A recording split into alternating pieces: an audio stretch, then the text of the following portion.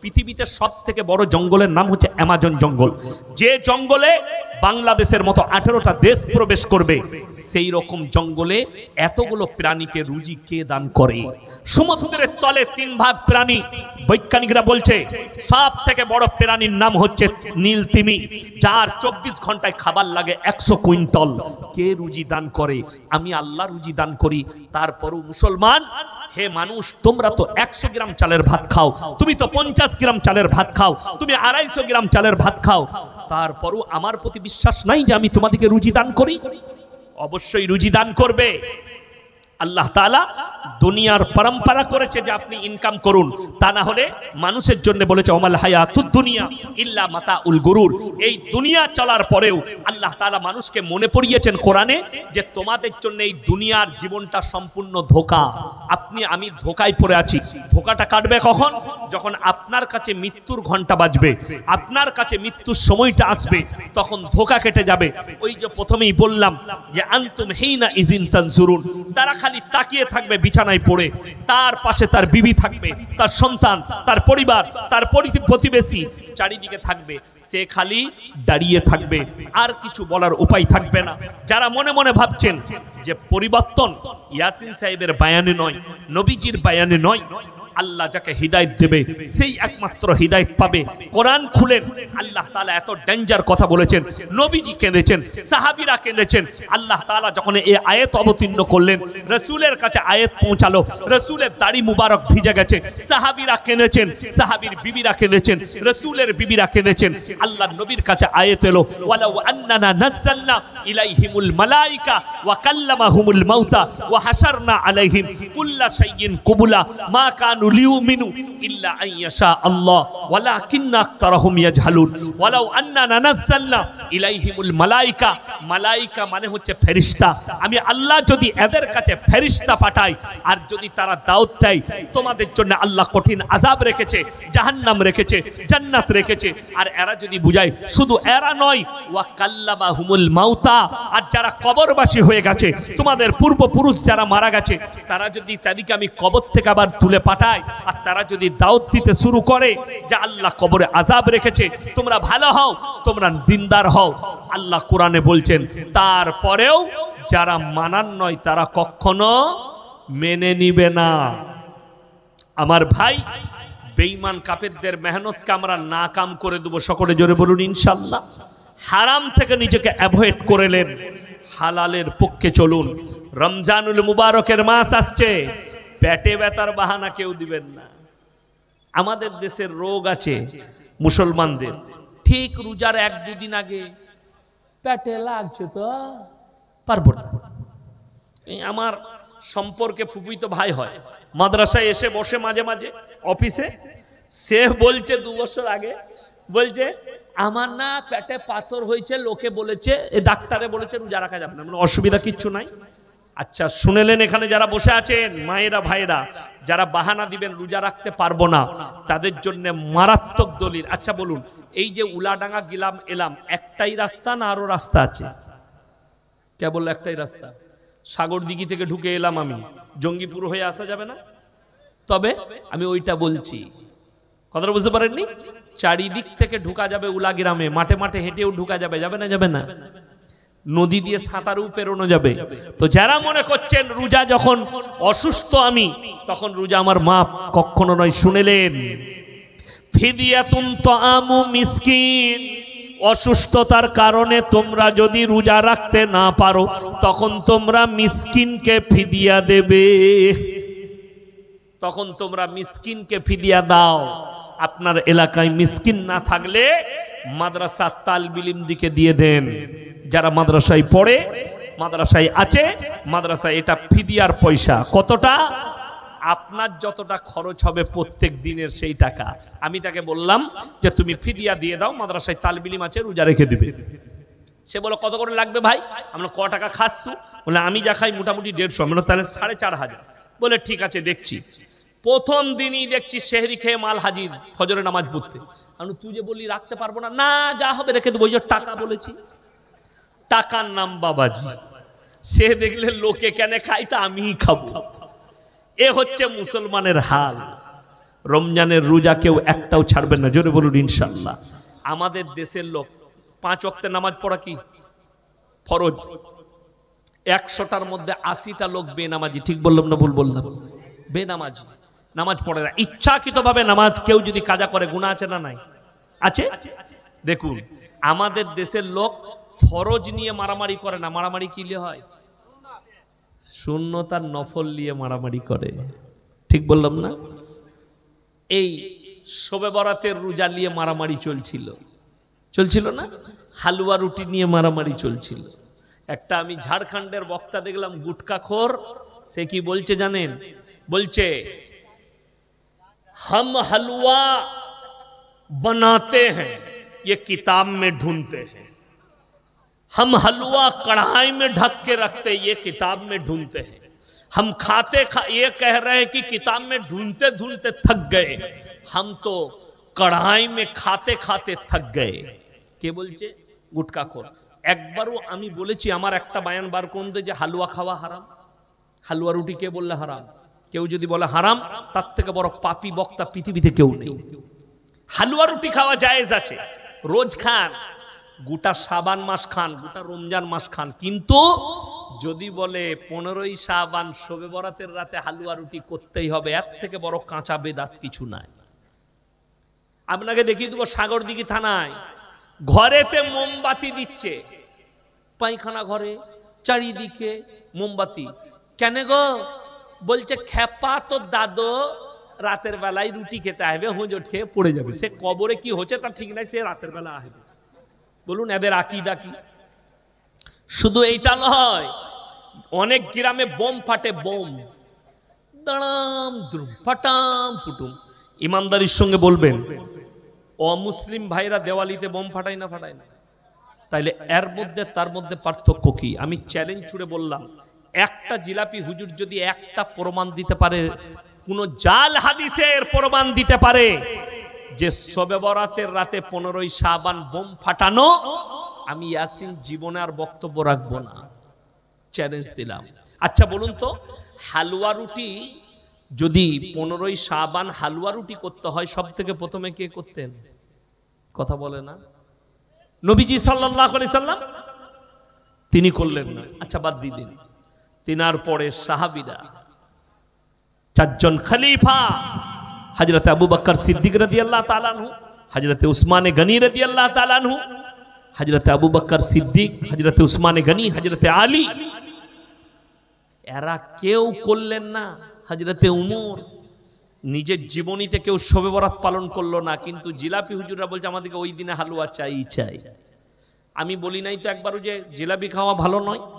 আমার বর্ধমানে সব থেকে ভালো জিলাপি তৈরি করে রাধা বল্লভ মিষ্টান্ন ভান্ডার। আমি খাই। আমার গ্রামে গোটা 5-4 হাজার বসতিতে একটাই খালি হিন্দু ভাইদের দোকান আছে। কটা বললাম? একটাই, কোনো দোকান নাই, একটাই।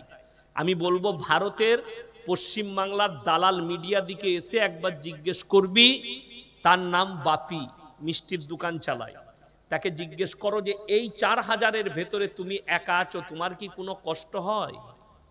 সে যদি খালি বলে দেয় মুসলিমরা আমাকে কষ্ট দেয়, আমি এখানে চ্যালেঞ্জ দিয়ে গেলাম, আর জীবনে আমি মানুষের সামনে কথা রাখবো না, চ্যালেঞ্জ দিলাম। তার দোকানে জিলেবি হয়, আমি প্রায় মাদ্রাসার তালিব ইলম দিকে জিলেবি খাওয়াই। কে বললে জিলেবি খাওয়া হারাম? জিলেবি খাওয়া ভালো, কিন্তু ওইটা মাজারে মান্নাত করে খাওয়া হারাম, এইটা আমি বলেছি। বড় কষ্ট লাগে। এই আপনার দেখলাম একটা কানা মুফতি, বহরমপুরের দিকে বাড়ি, মুর্শিদাবাদে, হ্যাঁ, আবুল কালাম অজাত। কি জাত বললাম? অজাত, মানে জাত নেই।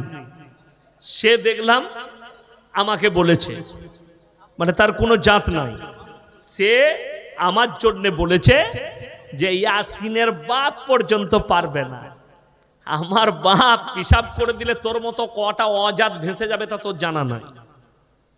আমার বাপের পাল্লায় যারা পড়েছিল, আজকে তো শওকত সাহেবের 80 বছর বয়স, তো একবার তোদের গুটকাখোর জিজ্ঞেস করে লিগা, ইতাই বাড়ি, ভগবান গোলাই বাড়ি আর ইসলামপুরে, তখন আমার বাপের বয়স আমার মতন, আমাকে মুর্শিদাবাদের একজনা বললে, আপনি কি বায়ান করছেন? বাঘ ছিল, বাঘ। তখন ইউটিউবের জামানা ছিল না, কোনো গুটকাখোর আমার বাপের সামনে দাঁড়াতে পারতো না ভয়ে। ওদের একজন নামাজ ভুল করেছিল, আমার আব্বা আরবিতে উত্তর করেছে, সে মাল উত্তর দিতে পারে না। আরবিতে প্রশ্ন করেছে, উত্তর দিতে পারে। আরবি জানলে তো প্রশ্ন উত্তর দিবে, মালের কাছে ইলম থাকলে তো উত্তর দিবে। কি বলছে? ইয়াসিন সাহেব বলেছে জেলেবি খাওয়া যাবে না, ইয়াসিন সাহেব বলেছে হালুয়া রুটি চলবে না, ইয়াসিন সাহেব বলেছে এইটা চোখে চুমু খাওয়া যাবে না। আমি খালি অবাক হয়ে যাই, বুঝলেন? যখনই বলছে আশহাদু আন্না মুহাম্মাদুর রাসূলুল্লাহ,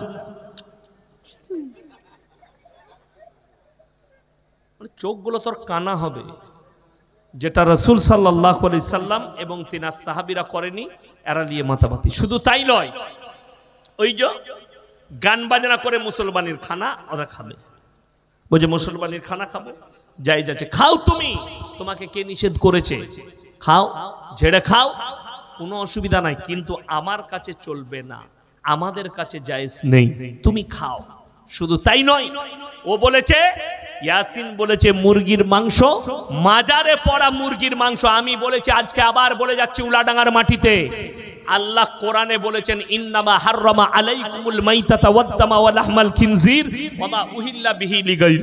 প্রবাহিত রক্ত, মরা জন্তুর মাংস, শুয়োরের মাংস, আল্লাহ ব্যতীত অপরের নামে উৎসর্গিত জিনিস তোমাদের জন্য হারাম করা হলো। ওই আবুল কালাম অজাতকে বলবো যে তুমি যে বলছো মাজারে বাবা আমরা মুরগি নিয়ে যাই না, যাই না, মুরগি নিয়ে যাই, কার নামে জবাই করেন গো? সবাই বলছে আল্লাহর নামে। তো আমি তাকে বলবো যে আমার অমুসলিম ভাইরা ঠাকুরের সামনে প্রসাদ দেয় না, দেয় না? কথা বলেন তো। তোকে বলবো এটা বিসমিল্লাহ পড়ে খাবি, তাহলে খাওয়া যাবে। কথাটা বুঝতে পেরেছেন না পারেননি? যদি আমি বলি আপনাদের এখানে কুটুম এসছে না, আসে না আজকে অনেক বাড়িতে, আচ্ছা মুরগিগুলো কোথায় জবাই করেছেন? কবরস্থানে? বাড়িতে? আল্লাহর নাম নিয়ে তো বাড়িতে জবাই হবে। সে বলছে আমরা মাজারে নিয়ে যাই, কিন্তু জবাই করি আল্লাহর নামে। আমি বলছি কেউ যদি পীরের উদ্দেশ্য করে, বাবার নামে, গাছের নামে, ঢিপির নামে, অমুক বাবার নামে, ন্যাংটা বাবার নামে, খেপা বাবার নামে, লেলা বাবার নামে, দাতা বাবার নামে 1000 বার বিসমিল্লাহ বলে জবাই করলেও হারাম।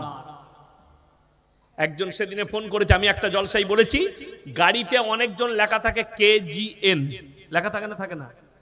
খাজা গরিব নওয়াজ। এটার ফুল ফর্ম হচ্ছে খাজা গরিব নওয়াজ। আমি বলেছি এটা লেখা চলবে না, জায়েজ নাই। সে আমাকে বলছে যে আমি খাজা বাবার দান বলি নাই তো, আল্লাহর দান, কিন্তু খাজা বাবার নাম আমি মহব্বত করি, খাজা বাবাকে তার নাম লিখতে পারবো না কেন? আমি বললাম তুমি দামি কথা বলেছো। আমি তাকে বললাম, বলে খাজা বাবা আমার পীর হয়, আমি মেনে নিলাম খাজা বাবাকে ভালোবাসো, কিন্তু তোমার সব থেকে বড় পীর তোমার বাম্মা না খাজা বাবা?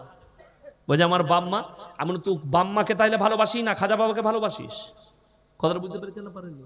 আমি তুই যদি বাপকে বলছিস যে মহব্বত করে খাজা বাবার নাম রেখেছে, হারাম কর তোর বাপের নামটা লেখলি না যে তোকে জন্ম দিয়েছে? কথাটা বুঝতে পেরেছেন না পারেননি? তোর বাপের নাম লেখলি না? বড় কষ্ট লাগে। মানুষকে ধোকা দিবার একটা, প্রতারণা দিবার একটা জায়গা আছে। আজকে শুনে রেখে দেন, এই ভারতের মাটিতে অমুসলিম ভাইরাও মাজারে গিয়ে মাথা ঠুকছে, তার কারণ তারা জানে আমাদের তার এটার মধ্যে কোনো পার্থক্য নাই। আমরা মাটির তৈরি করে উপাসনা করি, এরা মানুষকে পুঁতে দিয়ে। আপনারা বলুন, ইনি আমার পাশে সভাপতি বসে আছেন, আমার কাছে যদি এখন ইনি বলেন ইয়াসিন ভাই, ইয়াসিন সাহেব 50 টাকা দেন, আমি দিতে পারবো না? পারবো না? কথা বলে না? পারবো। আর আমি যদি মরে যাইতে চাইলে পাবে? পারবে না। কিন্তু আমাদের দেশের এই জিলাপি হুজুর, এই অজাত ফজাত যতগুলো আছে, এরা বলছে পীর সাহেব মরে গেলে পাওয়ার বেড়ে যায়। বেঁচে থাকতে পীর সাহেবের সংসার চালাতো লোকে, আর মরে যাওয়ার পরে পীর সাহেব সবাইকে দিচ্ছে। কষ্টটা ওই জায়গায়, দুঃখটা ওই জায়গায়। আমি বলছি যদি মাজারে গেলে সব পাওয়া যায়, তাইলে ওরস করার লেগে গাড়ি দাঁড় করিয়ে চাঁদা তুলিস কেন? কথাটা বুঝতে পারেননি? ও তো মাজারে গিয়ে চাইলেই তো পেয়ে যাবি, বাবা তোমার নামে ওরস করব, আমাদিকে টাকা দাও, তো বাবা দিয়ে দিবে 50,000 করে নিবি। আপনি বোম্বেতে যান, হাজি আলিতে দামি দামি গাড়ি, BMW, মার্সিডিজ, অডি, এসে দাঁড়াচ্ছে, মানুষ গিয়ে সেখানে 5,000 10,000 টাকা দিয়ে চাদর চড়াচ্ছে এবং সেখানে কি বলছে জানেন, বাবা হামকো বাচ্চা দে দো, বাবা হামকো পয়সা দে দো, আমার কারোবার মে বরকত দো। আর সে যখন বেরিয়ে আসছে দুদিকে ভিখারি বসে আছে, আল্লাহ গেলাম দে দে।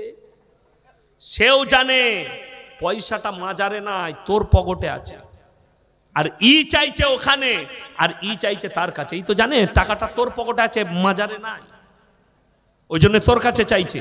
তো কার ভাগ্যটা দুর্ভাগ্য বলুন, যে চাদর চড়িয়ে কবরে চাইছে। যদি বলেন কোরআনের দলিল দেন, শোনেন, 17 পারা, পারা নম্বর কত বললাম তাড়াতাড়ি বলুন, 17। একবারই শেষ রুকু, শেষ রুকুর প্রথম আয়াত। কোন আয়াত বললাম? প্রথম আয়াত, 17 পারা, শেষ পৃষ্ঠা। রং বলবেন না, 17 পারা, শেষ পৃষ্ঠা, একবারই শেষ রুকু। যাদের বাড়িতে মানে কোরআন আছে, আমাকে গালি দেওয়ার আগে খুলে দেখে দিবেন, তারপরে আমাকে গালি দিতে গেলে গালি দেবেন। কোরআন বলছে, ইয়া আইয়ুহান নাসু যুরিবা মাথালুন ফাসতামিউ লা ইন্নাল্লাযীনা তাদউনা মিন দুনিল্লাহি লা ইয়াখলুকু দুবাবাম ওয়ালা বিজতামাউ লা ওয়া ইয়াসলুবুহুমুদ দুবাবু শাইআ লা ইয়াস্তানকিদুহু মিন। হে আমার নবী বলে দাও, তোমরা যাদের কাছে ভালো মন্দ চাও তাদেরকে একবার জিজ্ঞেস করো, হে পৃথিবীর মানুষ, তারা একটা মাছি পর্যন্ত সৃষ্টি করতে পারে না। মাছি সৃষ্টি অনেক দূরের কথা। মাছি যদি তাদের কাছ থেকে কোনো জিনিস ছিনিয়ে নিয়ে যায়, সেটা উদ্ধার করার মতো ক্ষমতা নেই। তারা হচ্ছে শক্তিহীন, আর আমি আল্লাহ হচ্ছি শক্তিশালী। জোরে বলুন সুবহানাল্লাহ। আমি আল্লাহ শক্তিশালী, আর তারা শক্তিহীন। ওই জন্য আমার বন্ধুগণ, আমার ভাই, আপনাদেরকে অনুরোধ করছি, প্রত্যেকটা ভাই নিয়ত করলেন আমরা নিজেদিকে শিরক থেকে বাঁচাবো। জোরে বলুন ইনশাআল্লাহ।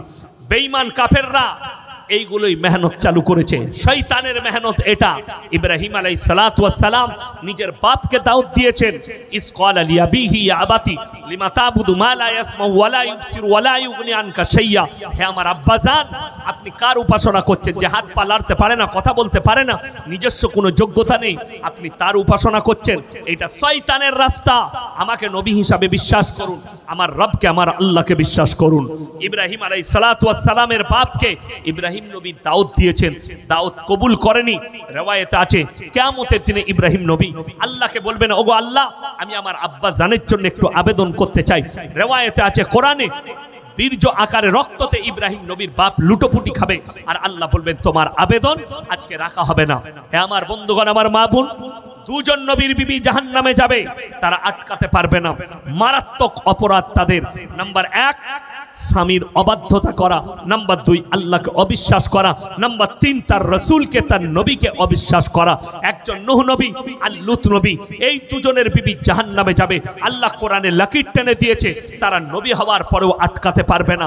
এরপর আপনি চিন্তা করুন, আপনি পাপের সাগরে ডুবে থাকবেন, আপনার বাপ, আপনার মৌলবি আপনাকে কি করে পার করাবে? আপনি পাপের সাগরে ডুবে আছেন, কি করে পেরুবেন? সবাই বলুন, এই রমজানুল মুবারকের মাস আসছে, আমরা সমস্ত পাপ থেকে আমরা দূরে থাকবো। সকলে জোরে বলুন ইনশাআল্লাহ। পাপ থেকে মুক্ত হন, পাপে যাবেন না।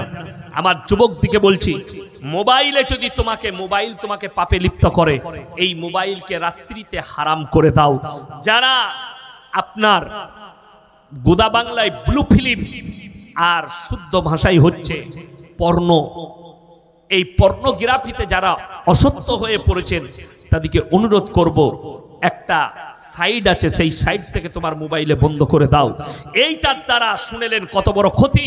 তারা হস্তমৈথুনে যুক্ত হয়ে যাচ্ছে বহু যুবক, আর তারা বিবাহের আগে তার যৌবনকে শেষ করে দিচ্ছে, এবং যৌবনকে শেষ করার পরে তার বিবাহিত জীবন, দাম্পত্য জীবনটা সুখী নয়। তার বিবিকে পরকীয়ায় লিপ্ত হতে হচ্ছে, কোনো জায়গায় ডিভোর্স হয়ে যাচ্ছে। এবং বলে দিই প্রত্যেকটা যুবককে, কোনো মানুষ সে যদি জানে যে আমার যৌন ক্ষমতা নেই, আমার যৌবন ক্ষমতা নেই, আমি আমার স্ত্রীর সঙ্গে মিলন করার ক্ষমতা আমার নেই, সে যদি লুকিয়ে বিয়ে করে তার থেকে বড় পাপ কিছু নেই। যে মেয়েটার জীবনটাকে নিয়ে খেলা করবে, তুমি পরিষ্কার সাইড হয়ে যাও, আমি আমার জীবনে বিবাহ করব না। যেহেতু আপনার কাছে স্ত্রীকে দিবার মতো সম্পদটা বড় জিনিস নয়, স্ত্রীকে খাওয়ানোটা বড় জিনিস নয়, স্ত্রীর যে খোরাক সব থেকে বড় জিনিস, সেটা হচ্ছে শারীরিক সম্মান, সেটাই হচ্ছে যৌবন ক্ষমতা।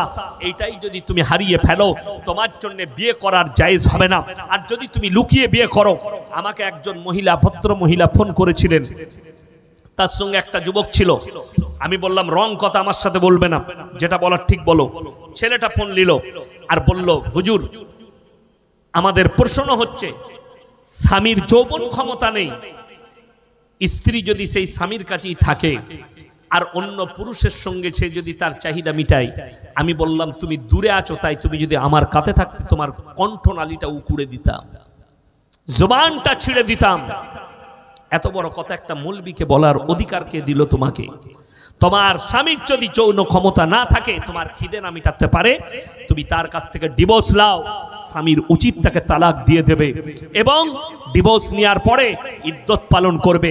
তুমি অন্য স্বামী গ্রহণ করো, কিন্তু ইসলামে জিনা করার রাস্তা নেই।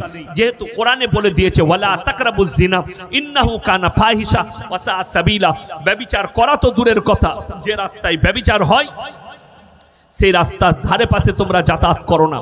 আমার বন্ধুগণ, বেঈমান কাফেররা ঠান্ডা মাথায় দেন কি আছে, ঠান্ডা মাথায় বেঈমান কাফেররা কি করছে? আপনার আমার ইমানকে ধ্বংস করছে। কি মাথায় বললাম? ঠান্ডা মাথায়। তারা নাম দিয়েছে ভ্যালেন্টাইন ডে, 14ই ফেব্রুয়ারি। কাজ হচ্ছে জিনা করা। এটার দ্বারা কত ক্ষতি বলে দিই। এই 14ই ফেব্রুয়ারি চলে গেল না, গেল না? দেখবেন প্রত্যেকটা টাউনে, সাগরদিঘিতে লেখা আছে নাকি জানি না, বহরমপুরে লেখা আছে, এই জঙ্গিপুরে লেখা আছে I love Jangipur, I love Baharampur, light দিয়ে লেখা থাকে, লেখা থাকে না অনেক শহরে।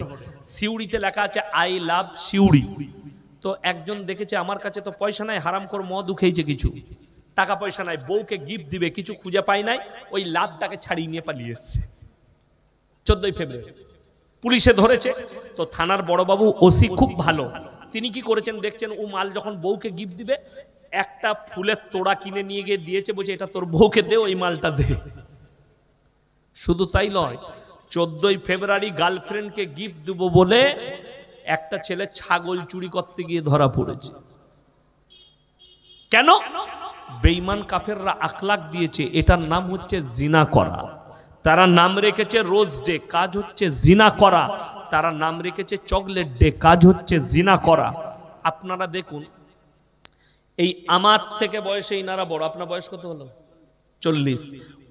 উনার থেকে আমি 1 বছর কম আছে, আমি 39-এ পা রেখেছি। তো আমার সাথী ধরলেন ভাই, আমরা যখন স্কুলে পড়েছি জানতাম না শিক্ষক দিবস কবে। ঠিক বললাম না? জানতাম? আমরা জানতাম না শিক্ষক দিবস কবে, কিন্তু আমরা মাস্টারকে যে রিসপেক্ট করেছি, সেই রিসপেক্ট এখন সম্মান আছে মাস্টারদের? নাই।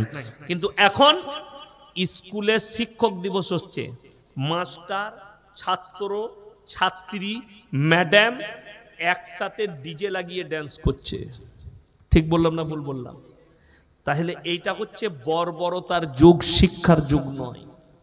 আমি বলিনি, আপনি যে কোনো মাদ্রাসায় যান, সাগরদিঘির, মুর্শিদাবাদ জেলার যে কোনো মাদ্রাসায় যান, একটা মাদ্রাসার বাথরুম থেকে মদের বোতল পাবেন না, সেক্সের ট্যাবলেটের পাতা পাবেন না, নিরোদের প্যাকেট পাবেন না।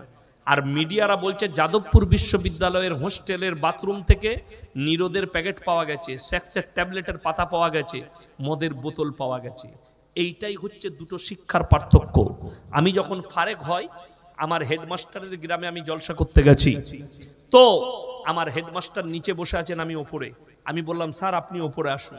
আমি 2 ঘন্টা বয়ান করার পরে আমাকে জড়িয়ে ধরে কাঁদলো আর বলল, আমি আজকে বিশ্বাস করি যেটা পৃথিবীর কোন শিক্ষা প্রতিষ্ঠানে তৈরি হবে না, সেটা একমাত্র মাদ্রাসা তৈরি করতে পারবে। জোরে বলুন সুবহানাল্লাহ। আমরা কোন ছেলেগুলোকে পাই মাদ্রাসাওয়ালারা? কানাটা, বুকাটা, বাপকে জ্বলি দিলে, মাকে জ্বলি দিলে, ভাতের হাঁড়িতে ঢেলা মারছে, বলছে ওটা মাদ্রাসায় দিয়ে ওরা বুঝে করবে। ঠিক বললাম না ভুল বললাম? আর যেটা ফার্স্ট ডিভিশন বলে ওটা ইঞ্জিনিয়ার হবে, ওটা ডাক্তার হবে, ওটা মাস্টার হবে। ওই জন্য আমরা তো খারাপগুলো পাই, কানাটা, খুঁড়াটা, বেকাটা, টেড়াটা, চলছে না, মাকে জ্বলাচ্ছে, বাপকে জ্বলাচ্ছে, ভাতের হাঁড়িতে ঢেলা মারছে, লোকের কাছে আম পাচ্ছে, দিয়াই কি বুঝলেন। আমাদের কাছে এই সাগরদিঘির কটা ছাত্র আছে আমাদের মাদ্রাসায়, আমার মাদ্রাসায় পড়ে কটা ছেলে, কি বুঝলেন, তাদের কাজ হচ্ছে আমের সিজনে যেমনি ছুটি হলো 12টার পরে গাছের ওপরে থাকে, কি বুঝলেন, আমের গাছে ছুটে বেড়াচ্ছে ভাত খেয়ে। কেন বলুন তো? বাচ্চা, তাদের জীবনটাই ওইটা, খেলাটা বাচ্চার জীবন। তারা যখন অনেকজন, আপনি ধরেলেন, আপনাকে বলছি, আপনি উলাডাঙ্গার মানুষ, আপনি সাগরদিঘির একটা মাদ্রাসায় গিয়ে আসরের নামাজ পড়ছেন, দিয়ে শেষে গেছেন, যখন নামাজ চলছে আপনি গিয়ে জুড়লেন, পেছনের কাতারে ছেলেরা খেলা করছে, মারামারি করছে, আপনি গ্রামে এসে বললেন মাদ্রাসায় টাকা দেওয়া যাবে না, সালারা খেলা করে নামাজ পড়ে না। তা আমি তোমাকে প্রশ্ন করছি, আবে খেলা করা মাল কটাই তুই দিয়েছিস বে, ভালো দিসনি। ওই পেছনের ছেলেটা যখন ফার্স্ট কাতারে যাবে তখন তুমি বলবে সে খেলা করছে না, নামাজটা পড়ছে। পেছনের কাতারে ওই বাচ্চাগুলো খেলা করা ছেলেটাই একদিন তোমার মসজিদের ইমাম হবে, তার জীবনটাই খেলা করার জীবন। অনেকজন এই বলে, অনেক লোক দেখবেন, অনেক বয়স্ক নামাজি আছে, তারা শুনে যান, মসজিদে যদি কেউ বাচ্চা ছেলে নিয়ে আসে, অনেক বয়স্ক লোক বিরক্ত হয়, এদিকে কেন আর নিবে, ঘরে রাখতে পারিস না। তারা হচ্ছে মূর্খ। বাচ্চা ছেলে খেলা করবে মসজিদে, পেছনের কাতারে দাঁড় করিয়ে দাও, 5 বছর বয়স হলে তাকে মসজিদে নিয়ে যাও হাতে ধরে, তার মধ্যে যেন নামাজের ফিজাটা তৈরি হয়। যারা নামাজি আছেন, ফজরের নামাজ মসজিদে পড়বেন, সুন্নতটা বাড়িতে পড়ুন, সন্তানের উপরে, বিবির উপরে আসর পড়বে। কই গো উঠো, নামাজ পড়তে যাবে, হ্যাঁ উজুর পানিটা নিয়ে এসো, একটু গরম পানি করবে, তাকে খাটান একটু, বউকে গরম পানি করে দিলে, উজুটা করলেন, মুসল্লাটা বিছাও, আমি সুন্নতটা পড়বো। সুন্নত পড়লেন, মসজিদে গেলেন, আপনার বিবির উপরে আসর পড়বে, সন্তানের উপরে আসর পড়বে। এশার নামাজ মসজিদে পড়েছেন, সুন্নত আর বেতের বাড়িতে পড়ুন। কথাটা বুঝতে পারেননি? বিবির উপরে আসর পড়বে, সন্তান, আমার বাপ নামাজি, আমি নামাজ পড়ি না। স্ত্রী বলবে আমার স্বামী নামাজি, পরেশগার, আমি নামাজ পড়ি না, তার উপরে আসর পড়বে। কেন? সঙ্গ দোষে লোহা ভাসে। আমার ড্রাইভার গাড়িতে বসে আছে, এত বড় বড় দাড়ি, আমার থেকেও বড়, তখন এতটা মানুষ আমাকে চিনেনি, তো ইউটিউব ফেসবুক ছিল না, আমি পুরুলিয়া ডিস্ট্রিক্টে এক জায়গায় জলসা করতে গেছি, তো আমি গাড়ি থেকে নেমেছি, আমার ড্রাইভারও নেমে গেছে, তো যে লোকটা নিতে এসছে আমার ড্রাইভারের হাতটা ধরে নিয়ে যাচ্ছে, আইয়ে মল না, কি বুঝলেন, তো ওকে নিয়ে গেল। নামাজের সময় উজুর পানি বদনা করে ওকে দিচ্ছে, আমাকে কিছুই নেই। আমি কল টিপে উজু করলাম, তা আমি বললাম কিছু বলিস না, যা চলছে চলুক। নাস্তায় বসেছি, ভালো ভালো জিনিসগুলো ওকে তুলে দিচ্ছে, হাজরাত খাইয়ে। আমি সালা আচ্ছা ফের হলো। তো যখন যাবার টাইম হয়েছে, সময়, তখন বলছে হজরত আপকা টাইম হো চুকা হ্যায়। আমি যখন উঠে যাচ্ছি তখন আমাকে বলছে হজরত মেরা গলতি হোগি হজরত। আমি বললাম কুছ নেই, ये तो अल्लाह का कृपा है, আল্লাহ দয়া। সঙ্গ দোষে লোয়া ভাসে, দাড়ির বরকত আছে, টুপির বরকত আছে, লিবাসের বরকত আছে, মাথায় রাখবেন। আপনার চরিত্র, আপনার চলাফেরা, শুনে রেখে দেন, পৃথিবীতে যতগুলো ডিপার্টমেন্ট আছে, police, doctor, master, professor, engineer, যতদিন চাকরি করবে ততদিন সেই জায়গায় সম্মান। ঠিক বললাম না ভুল বললাম? একটা পুলিশ বাবু রিটায়ার হয়ে যাওয়ার পরে সেইখানে গিয়ে আর দাপট দেখাতে পারবে? পারবে না। কিন্তু আল্লাহর কসম খেয়ে বলছি, এই একমাত্র দিনের রাস্তা, ইসলামের রাস্তায় যত বয়স হবে মানুষ তত বেশি সম্মান করবে, আল্লাহ সম্মান বাড়িয়ে দিবে। গ্রামে একজন চাচার সম্মান থাকে না? থাকে না? থাকে। চাচা মসজিদে তুমি আছো, আমরা একটা জলসা করব, চাচাকে একটু বলো আমরা কিরকম করে করব, চাচাই হেড, ঠিক কিনা কথা বলেন? এখন আমার গ্রামের পুরো 4500 মানুষের মসজিদ, একটাই সমাজ, সেক্রেটারি হচ্ছে আমার আব্বাজি, কিন্তু ভালো করে চলতে পারে না। আমি অনেক জলসায় দেখি আমার আব্বাজির অনেক মানুষ পা টিপে দেয়, ছেলের বয়সী যারা। কেন? আল্লাহ এই সম্মানটা, আল্লাহ। একজন আর্টিস্ট মারা গেল, তার নাম হচ্ছে কাদের খান, নাম শুনেছেন না শুনেননি? বহুত বড় আর্টিস্ট। সে কিন্তু রমজান মাসে 30টা রোজা রাখতো, নামাজও পড়তো। ইউসুফ খান বান্দ্রার মসজিদে, বড় মসজিদে নামাজ পড়তো, জুম্মা মসজিদে। কে? ইউসুফ খান মানে হচ্ছে দিলীপ কুমার, যার ফিল্মের নাম হচ্ছে দিলীপ কুমার। এবং তার ভালো নাম হচ্ছে ইউসুফ খান।